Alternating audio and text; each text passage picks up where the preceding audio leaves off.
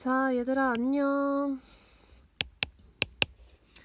두 번째 동영상입니다. 우리 지난 시간에 표현 기법, 표현 형태, 표현 재료에 대해서 얘기를 하고, 그리고 입체 관련 조형 요소와 원리 첫 번째 장에 있는 양감, 덩어리, 재질감 이렇게 얘기를 나눴었어요. 자, 이번 영상 속에서는 두 번째 장에 있는 나머지 입체 관련 조형 요소와 원리에 대해서 설명을 할 건데, 이 입체 관련 조형 요소와 원리는 사실 우리가 기본적으로 미술을 배우지 않은 상태에서 작품을 바라보면 그냥 작품의 전체적인 형상이 눈에 띄는 거지, 어떤 조형 요소와 원리가 하나의 작품을 구성할까 이걸 고민하면서 보지는 않잖아요. 그래서 여러분들한테 굉장히 생소한 내용일 수 있을 것 같아서 선생님이 지난 시간에 설화 속 내용을 기반으로 해서 설명을 해드린 것처럼 이번에도 어느 정도 예시를 좀 들어가면서 설명을 하려고 합니다. 그래서 지금 알려드리는 내용에 대해서 충분히 예시를 기반으로 해서 이해를 하시고 암기까지 하시면 되겠어요. 자, 그러면 이제 두 번째 영상에 대해서 설명을 시작해 보도록 하겠습니다.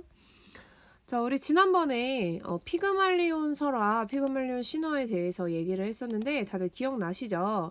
그래서 이 피그말리온이 갈라테이아라고 하는 여성을 본인이 살아있는 여성으로 만들어 달라고 하면서 어느 여신한테 부탁했다고 말씀드렸잖아요. 그게 어느 여신이었는지 혹시 기억나시나요? 그래, 다들 대답했지? 비너스와 아프로디테 여신이었는데, 이 비너스이자 아프로디테 여신 같은 경우는 미와 사랑을 상징하는 여신이었잖아. 그래서 이 미와 사랑을 상징하는 아프로디테인 만큼, 정말 많은, 정말 셀 수 없이 많은 미술 작품들 속에서 이 아프로디테 혹은 비너스의 모습이 만들어지곤 했어요. 그려지곤 했어요. 근데 우리가 그렇게 수없이 많은 비너스상 중에서도 제일 유명하게 알고 있는 작품이 바로 이 화면 속에 나오는 지금 프랑스 파리 루브르 박물관에 있는 밀로의 비너스라고 하는 조각상입니다. 그래서 이 밀로의 비너스 같은 경우는 밀로라는 지역에서 출토가 됐기 때문에 밀로의 비너스라고 불리는데, 물론 아름다운 얼굴도 굉장히 유명하지만 여러분들이 동의하지 않아도 이건 미와 사랑의 여신이기 때문에 아마 그네들이 생각했을 가장 기준적인, 가장 평균적인 미의 얼굴을 총집합해서 이 얼굴을 만들었을 거 아니야. 그래서 이게 가장 아름다운 얼굴이었을 것이며, 그리고 우리가 지금도 사실은 잘생긴 사람, 예쁜 사람을 얘기할 때 얼굴만 보진 않잖아요. 우리 막 뭐 연예인들 기사를 떠도 뭐 황금 비례, 황금 비율 이런 얘기들 많이 하잖아. 그래서 이 그리스 로마 시대에 굉장히 중요한 미적인 기준을 가지고 만들어졌을 이 밀로의 비너스 상에서 가장 중요하게 뽑혔을 입체 조형 요소와 원리는 바로 비례 비율이었을 거예요. 그쵸? 아마 비례 비율을 가장 신경 써서 이 작품을 제작했을 거야.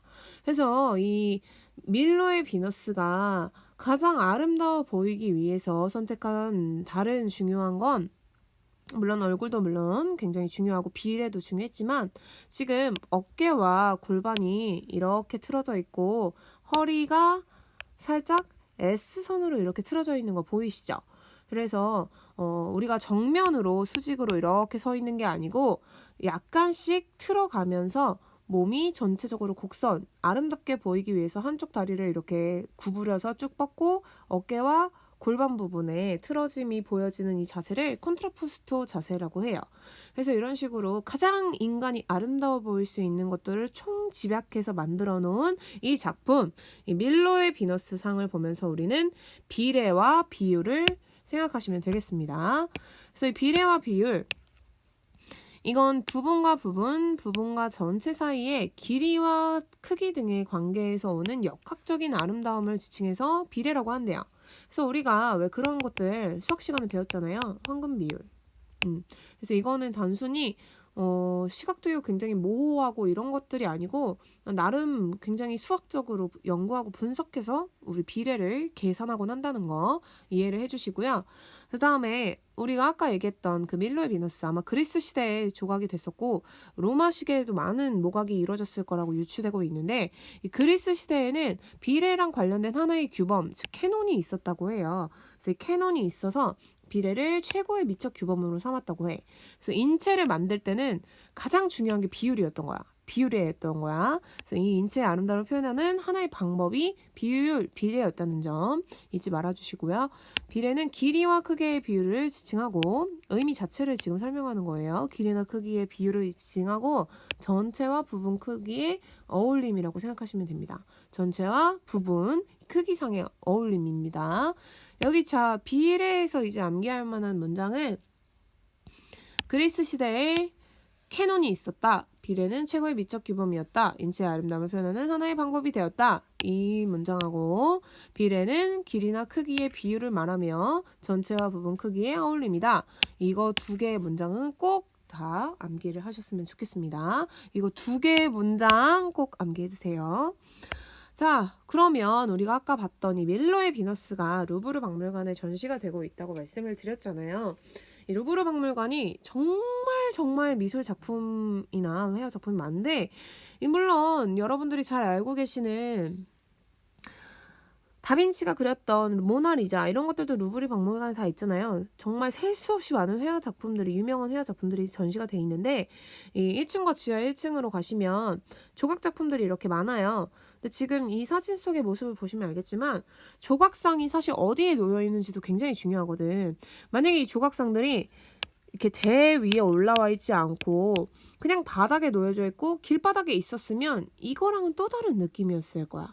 지금 이 전시장은 굉장히 있어 보이는 이런 기둥들 보이지? 건물 외벽 같은 거 굉장히 간지난단 말이에요. 그리고 조명도 아주 예쁘게 이 조각상들을 비춰주면서 우리한테 굉장히 숭고하고 장엄한 느낌까지도 자아내는 게 이 조각상들이 놓여진 공간이란 말이에요. 그래서 이 조각상들은 어디에 어떻게 설치가 되고 놓여지느냐에 따라서도 엄청나게 많은 변화가 이루어지고는 합니다.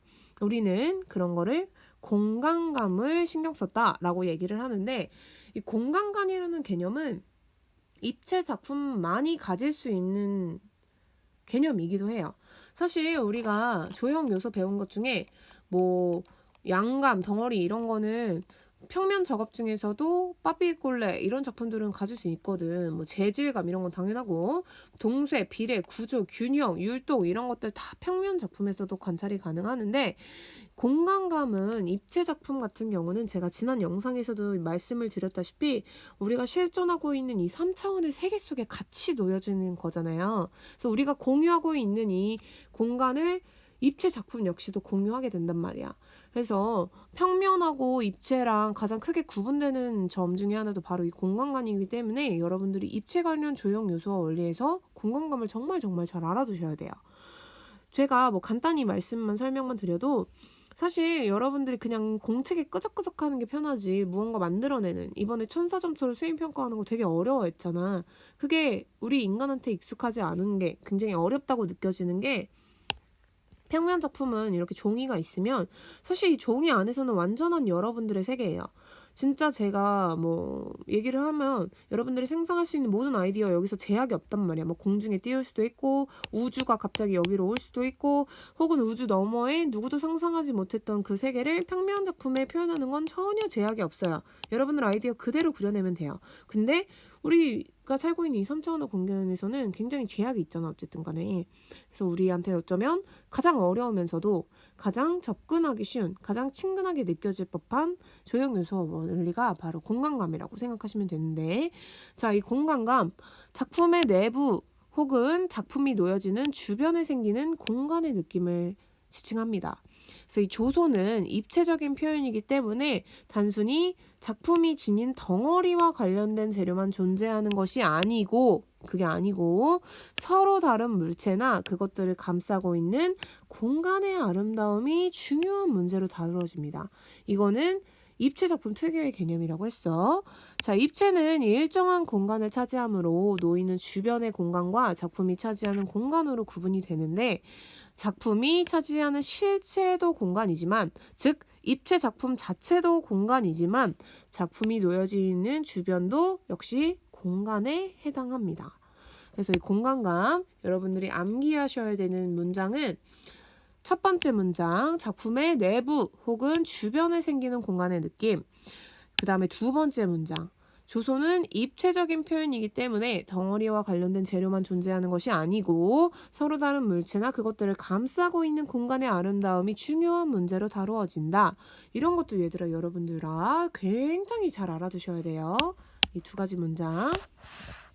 자, 이 세 번째 문장 같은 경우는 우리가 정확히 용어로 지칭을 하면 실공간과 허공간으로 구분을 할 수 있는데, 이것도 얘들아 굉장히 잘 알아들어야 된다. 자, 실공간.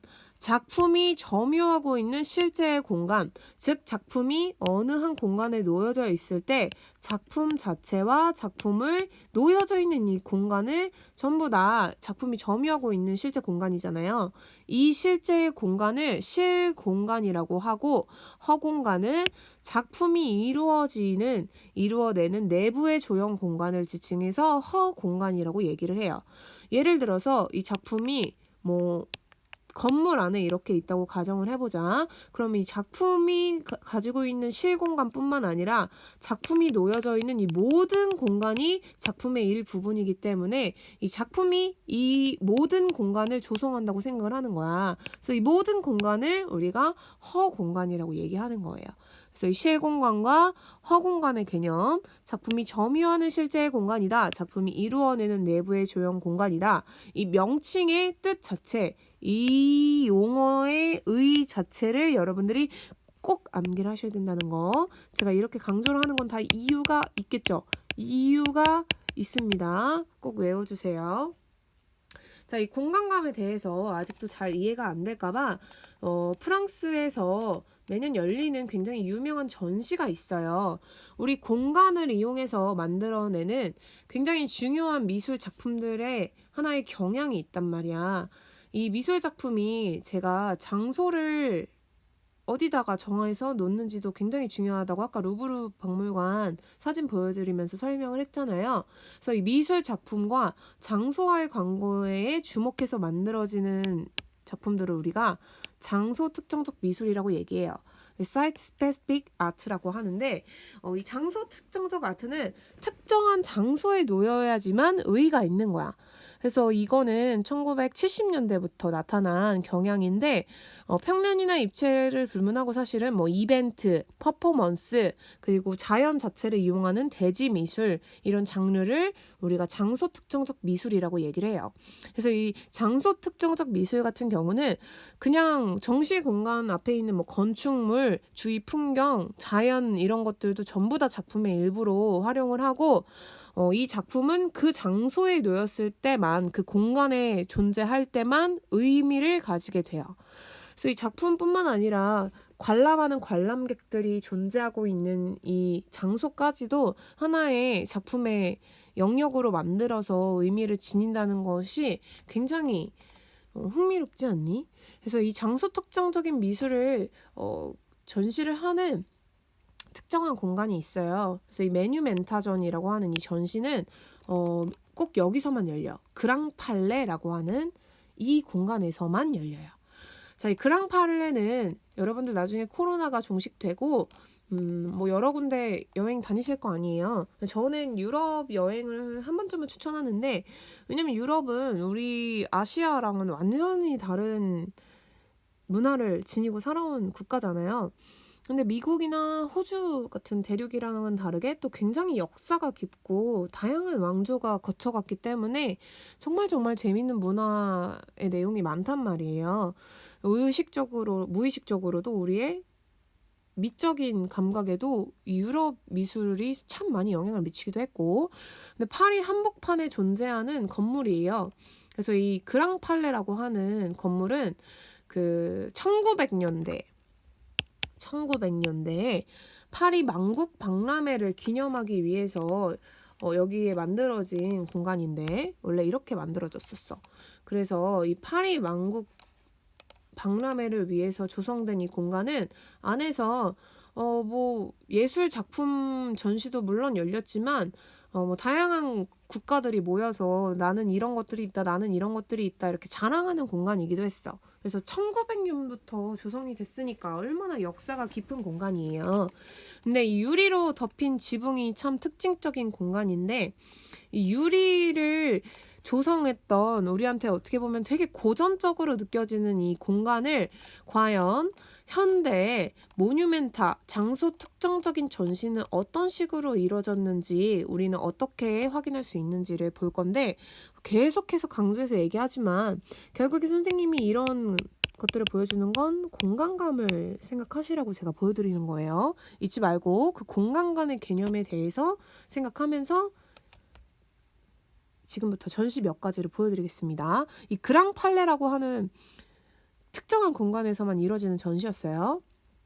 자, 이 작품은 2007년도에 전시했던 안젤름 키퍼라고 하는 독일 작가의 전시인데 독일이라고 하는 국가의 얘기만 들어도 아시겠지만 뭐 전범 국가기도 했었고 동독과 서독으로 구분되어서 굉장히 많은 내전이 있었던 그런 아픔이 있는 공간이잖아요. 그래서 이 안젤름 키퍼라는 작가 자체가 독일 태생이기 때문에 뭐 전쟁, 재난 이런 거에 대해서 관심이 많았겠지.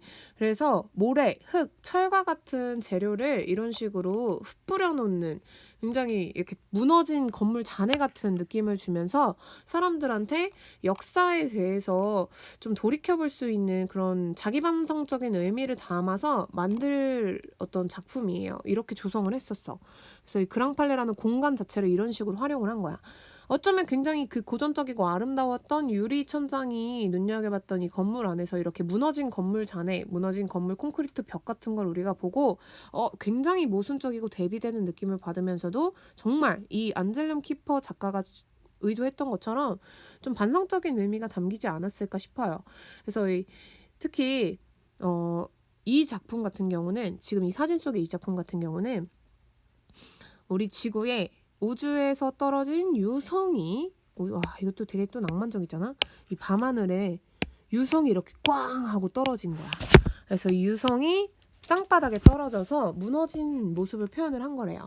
그래서 이 우리 인간이라고 하는 존재가 얼마나 이 넓은 우주 속에서 의미가 없는지, 그리고 이 유성은 원래는 반짝이는 밤하늘에 반짝이는 별이었을 거 아니야. 그치? 이렇게 반짝이는 별이 떨어져서 죽은 거잖아요.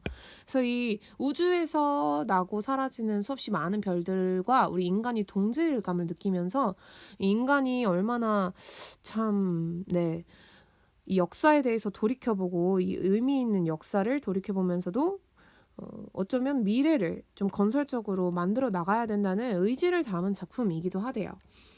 그러니까 우리가 역사를 괜히 배우는 게 아니야, 얘들아. 이런 것들을 보면서 좀 의미 있는, 정말 인류가 어떤 방향성을 가지고 살아가야 될까에 대한 얘기를 같이 하는 그런 의미 있는 작업이었다고 합니다. 자, 그래서 2007년에는 이런 전시가 그랑팔레에서 열렸었고요. 이거는 2008년도에 전시됐던 작품이에요. 이거 보고 너희들은 선생님 이게 뭐예요? 그냥 이거 철판 깔아놓은 거 아니에요? 라고 얘기할 수 있겠는데 자, 이거는 미국의 정말 유명한 작가인 리처드 세라라고 하는 설치 아티스트랑 같이 한 작업이래요. 자, 우리 아까 봤던 그 그랑팔레 건물 보이시죠? 여기 완전 고전주의적인 이 아르누보 스타일의 고전적인 이 전시 공간에서 이렇게 수직적인 정말 의미 없어 보이는 이거 심지어 좀 녹스럽거든. 이 철판들을 이렇게 전시를 해놓는 거야. 그래서 이 리처드 세라는 철판 아무것도 없는 공간에 철판을 이렇게 거대하게 얘들아 인간 위험하잖아. 거대하게 설치함으로써 구획을 시켜주면서 이 인간과 공간의 관계에 대해서 재정립을 하는 작업을 하는 작가예요. 그래서 이 조형물들을 보고 우리 인간들이 이 사이를 이렇게 걸어 다니는 거야. 지금 사람들 막 걸어 다니는 거 보이지? 그래서 이 조형물 사이를 걸어 다니면서 중력, 균형 이런 우리가 실제로 가지고 있는 선입견, 편견 이런 것들에 대해서 다시금 생각해볼 여지를 남겨주는 작품이기도 해요.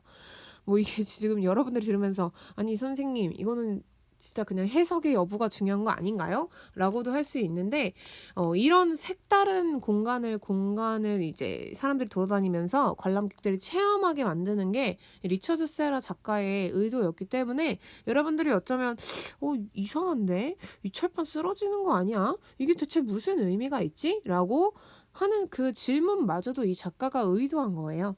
그래서 이 작품은 제목이 산책이래, 산책. 그래서 이렇게 지금 돌아다니는 사람들을 보면서 여러분들도 이 공간에 놓여졌던 리처드 세라의 철판이라고 하는 공간을 신경 쓴 조형물에 대해서 다시금 한번 같이 생각해 보시면 좋을 것 같고요.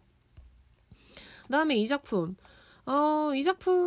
같은 경우는 이 아니쉬 카푸어라고 하는 인도 태생의 영국 작가가 만든 작품인데 이 아니쉬 카푸어가 2011년도에 조성했던 작품이에요.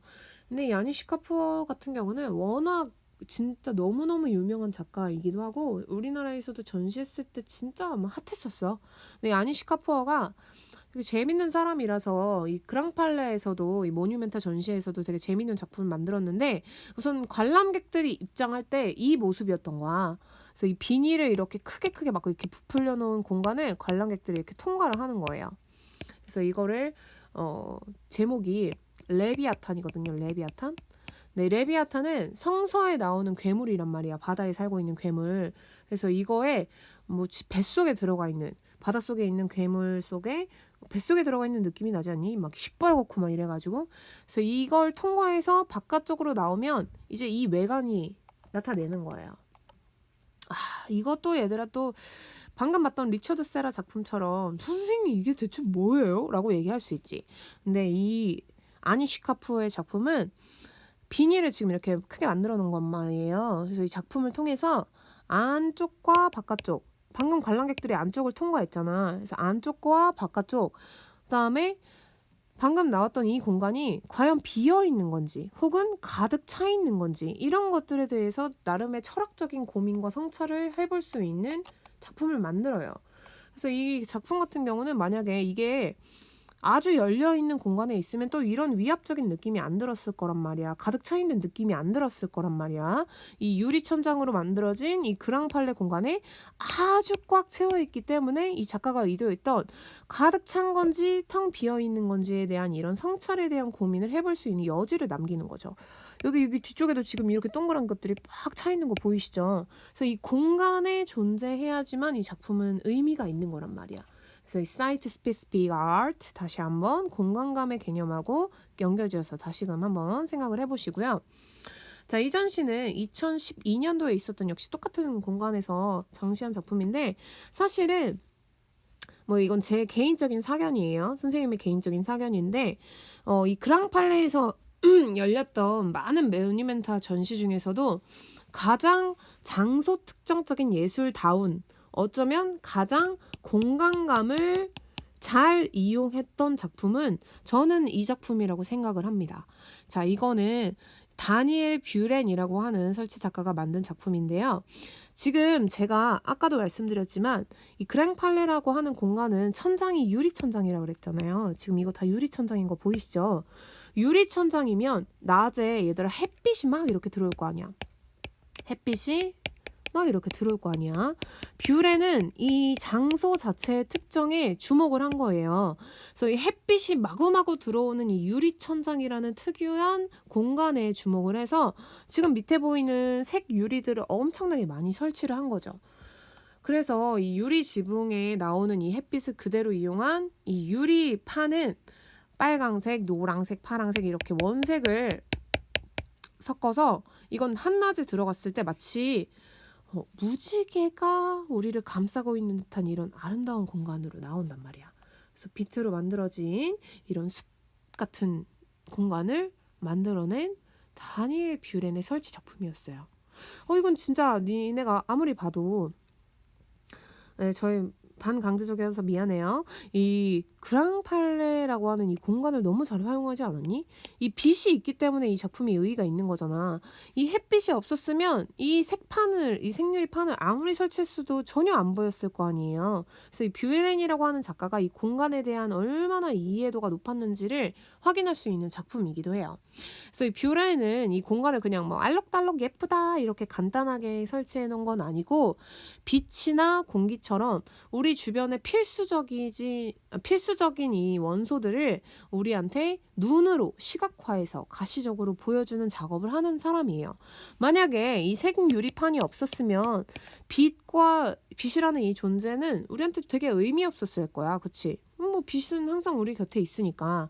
근데 뷰렌이 이렇게 생유리를 설치해서 우리한테 알록달록한 아름다운 환상적인 공간을 제공해줌에 따라서 우리는 빛에 대해서 다시금 고민해보고 다시금 환기할 수 있는 그런 기회가 되는 거지. 그래서 이렇게 아름답게 설치해 놓은 그런 뷰렌의 작품이었어요. 자, 이제 마지막으로 사실 안 보여주려고 했는데 이거는 그냥 뭐 흥미롭기 때문에 제가, 그리고 여러분들이 장차 전 세계적으로 유망한 인재가 되실 거기 때문에 제가 보여드리는 작품인데, 똑같이 모뉴멘타전이에요. 2016년도에 중국의 설치 예술가 후앙용핑이라고 하는 사람이 했던 작품인데, 우선 올해 우리가 이렇게 시달리게 된 계기가 됐던 국가의 작가이기 때문에 여러분들이 그다지 달갑지 않아 할 수도 있지만, 어쨌든 이 후앙용핑은 정말 중국스러운, 정말 중국인다운 작품을 했어요. 제가 보기에는. 근데 여러분들아, 너희들도 나중에 진짜 전 세계적인 멋있는 인재가 될 거잖아. 그래서 나는 중국인들의 이런 막무가내식의 본인들이 세계의 중심이다, 중국인이 전 세계 인종 중에서 짱짱이다 라고 하는 이 의식을 사실은 너희들도 좀 가졌으면 좋겠어. 한국인이 전 세계 짱짱이다, 한국이 최고다, 나는 한국인으로서 이 전 세계를 잡아먹을 것이다, 이런 식으로 좀 생각했으면 좋겠어요. 뭐 꼭 국가에 대해서 뭐 이바지해라 뭐 이건 아니고, 그냥 너희 자신들이 얼마나 대단한 사람인지를 다시금 자신감을 얻고 전 세계에 이렇게 두드러지게 활동하시라는 의미에서 이 작품을 보여드리는데, 제가 아까도 얘기했다시피 중국인들은 딱 봐도 대륙스러워요. 정말 중국스럽단 말이야. 그래서 이 사람도 본인이 커온 이 중국에 대한 문화적인 어떤 자신감을 어떻게 보면 이 유럽 한복판, 문화의 한복판에 있는 파리에서 드러낸 거라고 보시면 돼요. 그래서 이거 어떻게 전시를 한 거냐면, 지금 보면 이게 컨테이너 박스가 막 이렇게 설치가 돼 있잖아. 이게 막 어느 무슨 항구의 모습처럼 이거 그냥 막 이렇게 레고처럼 쌓아놨어. 그래서 이건 우리가 각종 물류 산업들이 비행기나 항구를 통해서 전 세계들이 교류하는 것처럼 이 글로벌 문화 세대에서 이런 교류와 문화들이 어떤 식으로 이루어지는가에 대한 글로벌 현대 사회에 대해서 얘기하는 작품이기도 해요. 근데 우리가 주목해야 되는 점은, 우리 이렇게 전시장을 꽉 채운 이 컨테이너 박스를 보면서 참 많은 것들이 우리가 공유하고, 현대 사회에서는 제약이 없이 많은 국가들, 많은 문화권들과 공유하면서 살아가는지 인지할 수 있기도 한데, 이 컨테이너 사이에 막 이상한 거 이렇게 보이시죠, 이거? 이게 250m 정도 되는 뼈란 말이야, 뼈. 근데 이게 그냥 뼈가 아니고 용이에요, 용. 용의 뼈. 그래서 이 전설 속의 신화 속에 나오는 용을 컨테이너 사이에다가 설치를 했다. 근데 이게 뭐냐면, 용이 지금 입을 쩍하니 벌리고 있는 거 아시죠? 컨테이너를 싹 둘러가지고 입을 쩍하니 벌리고 있어요. 근데 얘가 뭘 보고 있냐면, 이 나폴레옹의 베레모 모자를 보고 있어. 이게 그랑팔레에 원래 있는 거거든요. 그래서 이 나폴레옹이라고 하는 제국을 누렸던 제왕을 노리는 용의 모습을 표현함으로써 전 세계적으로 엄청나게 많은 교류와 물적 자원, 뭐 인적 자원, 정신적 자원 이런 것들이 공유되면서도 세계 속에서 어떻게든 자기네가 주도권을 잡으려고 했던 그런 열강들의 싸움 같은 것들을 표현한 작품이기도 해요. 근데 용이라고 하는 이 소재 자체가 되게 중국스럽잖아, 용은.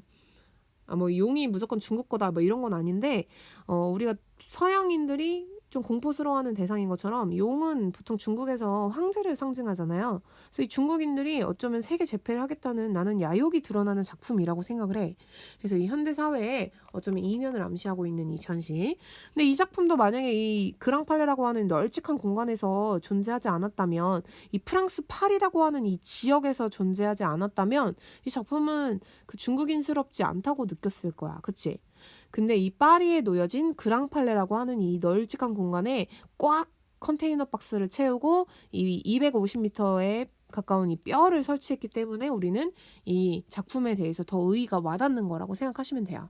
그래서 이 모뉴멘타 전시들, 다시금 얘기하지만 사이트 스페시픽 아트, 이 장소 특정적 예술들은 공간감이라고 하는 이 조형 요소와 원리가 굉장히 중요했다는 거. 공간감 얘들아 잊지 마. 꼭 외워야 된다. 자, 그리고 나머지 입체 작품에 대해서 더 구성하고 있는 조형 요소와 원리를 설명을 해드리면, 우선 동세. 동세는 대상의 움직임과 방향감, 작품 전체의 움직임이나 방향감에서 나타나는 생동감을 의미합니다. 그래서 이 동세는 표현할 때 형태 간의 균형을 고려해야 돼요. 예를 들어서 얘들아, 왼쪽 팔은 이 정도 동세인데 오른쪽 팔이랑 막 다리는 막 이러면 이상하잖아요. 그래서 형태 간의 균형을 고려해서 조성해야 된다는 게 동세라는 거. 그리고 작품의 움직임을 암시함으로써 변화를 준대요. 뭐 예를 들어 내가 세 사람을 만드는데 이렇게 그냥 정적으로 있으면 좀 그렇잖아요. 한 사람은 뭐 무릎을 꿇고 있고, 한 사람은 서 있고, 한 사람은 앞에서 뭐 이렇게 기사 뭐 이렇게 어깨에 손을 올리고 있다. 이러면 아, 기사자기를 내리고 있는 뭔가 중세시대 그림이구나. 이런 식으로 우리가 유출할 수 있는 것처럼 변화를 줄 수 있는 조형 요소 원리가 바로 동세라고 생각하시면 돼요. 그래서 동세에서는 이 첫 번째 문장과 이 두 번째 문장, 이거 두 가지를 암기하시면 되겠습니다. 첫 번째 문장과 두 가지 문장, 두 번째 문장, 대상의 움직임과 방향감, 작품 전체의 움직임이나 방향감에서 나타내는 생동감을 의미하고 형태 간의 균형을 고려해야 된다. 그리고 작품의 움직임을 암시함으로써 변화를 준다. 이런 것들 동세에 대한 특징입니다. 그리고 구조는 자, 조소작품은 입체물인 이상 어느 공간상의 실제의 중량을 가지고 세워지거나 매달리는 것이잖아요. 이거 선생님이 아까도 설명했죠. 공간감 설명할 때. 따라서 우리가 실제로 존재하는 이 3차원의 공간에 놓여져야 되는 거기 때문에 구조적으로 안정감을 갖게 하는 것이 중요해요. 그래서 이와 같은 느낌을 구조성이라고 하는데, 만약에 얘들아 이 구조적으로 안정되지 않으면 우리가 실존하는 이 공간에 잘 놓일 수 있어요? 놓을 수 없잖아요. 그래서 이 구조가 굉장히 중요한 조형 요소 원리 중에 하나인 거예요. 자, 이 구조성은 단순히 조립한다, 뭐 안정적으로 조립한다 이런 거보다는 재료가 가지고 있는 특성을 잘 살려야지만 더 그 의미가 강조된다고 합니다.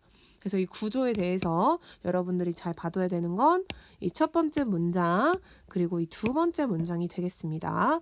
조소 작품은 입체물이기 때문에 어느 공간상의 실제의 중량을 가지고 세워지거나 매달리는 것입니다. 따라서 구조적인 안정감을 갖게 하는 것이 굉장히 중요하다. 이와 같은 느낌을 구조성이라고 한다. 이 두 가지 문장을 역시 꼭 알아두셨으면 좋겠어요. 구조에 대한 설명이었고요. 마지막 균형입니다. 균형은 입체를 아름답게 공간에 배치하기 위한 필연적인 요소예요. 균형이 잡히지 않으면 뭐 입체가 아름답게 공간에 놓일 수가 없지. 당연히 불균형적이면 그게 어떻게 아름답습니까? 그래서 이 균형, 각각 다른 형태 사이에 평형, 조화 상태, 질량, 비례, 경중이 어느 한쪽에 치우치지 않고 안정된 것을 얘기해요. 우리가 뭐 평균대 위에서 사람들이 한쪽 발을 들고 이렇게 서 있을 때도 와, 균형 정말 잘 잡는다 이렇게 얘기하잖아. 그래서 어느 한쪽에 치우치지 않고 안정된 상태를 지칭해서 우리가 균형이 잡혔다 이렇게 얘기를 합니다. 그래서 우리는 작품을 조성을 할 때 역학적, 시각적인 균형을 적절히 구사해서 화면상에 안정감을 부여해야 된대요. 뭐 역학적인 거는 기본적으로 우리가 작품을 만들게 되려면 재료가 가지고 있는 무게가 있으니까 이거를 수학적으로 잘 고려를 해야 균형이 잘 잡힐 거 아니에요. 그래서 역학적인 균형이 여기서 나오는 거고, 시각적인 건 만약에 내가 굉장히 안정적인 형태의 작품을 만들어야 되는데 시각적으로 이게 좀 안정된 균형이 안 잡혀 있으면 안정적인 느낌을 자아내기가 힘들잖아요. 그래서 내 의도와 잘 맞는 균형 감각이 보여지는지를 시각적으로도 확인을 해야 된다는 점. 그리고 입체가 공간에 놓여져 있을 때 안정하지 않으면 시각적으로 불안하다. 이게 이 얘기예요. 자, 그래서 이 균형에서 중요한 문장은 이 첫 번째 문장과 이 두 번째 문장이 되겠습니다. 입체를 아름답게 공간에 배치하기 위해서 필연적이다. 각각 다른 형태 사이의 평형, 조화 상태, 질량, 비례, 경중이 어느 한쪽에 치우치지 않고 안정된 것을 얘기한다. 이 두 가지 문장을 역시 꼭 알아주시고 그 외에도 뭐 면, 율동, 강조 이런 것들도 있다는 것들을 추가적으로 봐주시면 되겠습니다.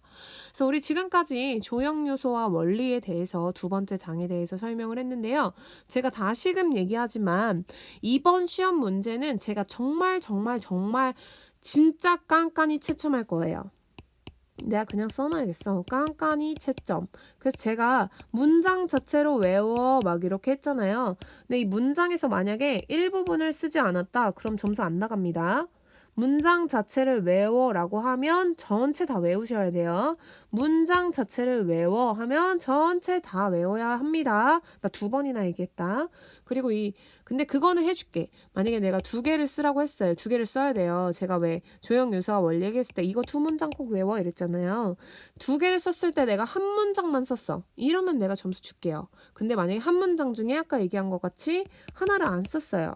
뭐 이 부분적으로 중요한 단어를 안 썼어요. 그러면 점수 안 드려요. 그래서 이번에는 양을 많이 제가 줄여드린 대신에 채점을 굉장히 꼼꼼히 할 거니까 여러분들이 공부하실 때 이 점 유의하셔서 공부하셨으면 좋겠어요. 선생님이 들어드리는 예시와 작품에 나타났던 조형 요소와 원리 같은 것들, 그 다음에 표현 재료, 표현 기법들, 표현 방법까지도 잘 봐두셔야 돼요. 아셨죠? 질문이 있으면 언제든지 우리 미술창작 단톡방에다가 얘기하시면 되겠습니다. 자, 얘들아, 우리 다 같이 화이팅 하시면서 우리 이제 온라인 학습 끝나고 등교하면 또 정신없이 수행평가 봐야 되잖아요. 화이팅 하세요. 아셨죠? 자, 2020년이 끝나갑니다, 여러분. 자, 안녕.